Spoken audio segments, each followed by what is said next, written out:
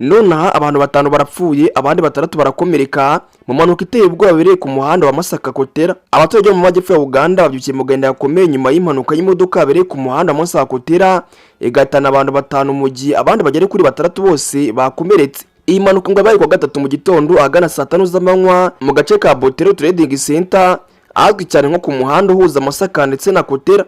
Nkuko byatangajwe n'umuvugizi wa polisi mu karere k'amajyepfo Kasirye, iyi mpanuka ngo yahuje kamyo nini yo mu bwoko bwa hino ifite plaque T413 DYP ndetse na T451 ZH ndetse na taxi itwara abagenzi izwi cyane muri Uganda nka drone ifite plaque UBH 378W. Amakuru ya polisi agaragaza ko iyi taxi yari ihagaze ku ruhande rw'umuhanda irimo gupakurura abagenzi. Mu gihe yari ihagaze ngo nimwe kamyo yaturutse mu kiryo kimwe n'iyo taxi yaje ku muvuduko ukabije maze itiyigunga bikomeye cyane. Kasirye yavuze yuko impanuka iri mu buryo bwihuse cyane ku buryo bamwe mu bari muri iyo taxi bahise basiga ubuzima direct.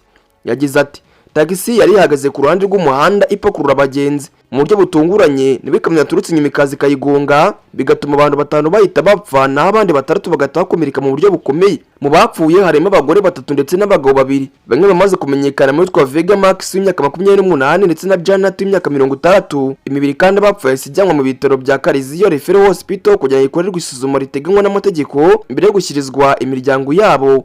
Abakomeretse kandi 6 barimo abagabo 5 ndetse n'umugore umwe base bajyanwa kuvurirwa mu bitaro bitandukanye birimo Kariziyo Referral Hospital ndetse na Masaka Hospital abo bakomeje kwitabwaho n'abaganga. Nyuma y'impanuka kandi polisi isita muri yombi umushoferi w'iyo kamyo kugira ngo afashe mu iperereza rigamije kumenya neza cyateye impanuka. Ibinyabiziga byombi byafashwe na polisi kugira ngo bisuzumwe mu rwego rw'iperereza. Nuko kandi iperereza rigikomeje ariko amakuru ya mbere agaragaza yuko umushoferi w'ikamyo ashobora kuba yaratwaye ku muvuduko ukabije cyane ndetse kandi anatwaye mu buryo rwose butitondewe neza.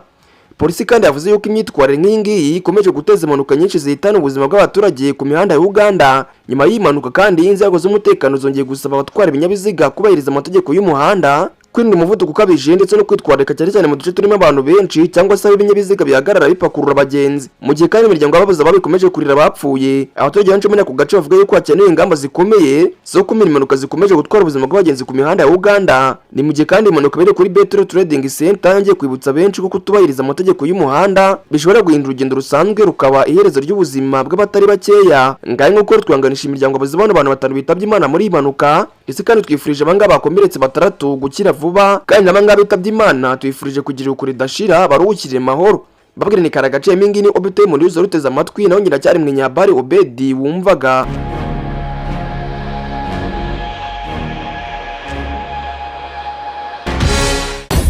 Obi Time News.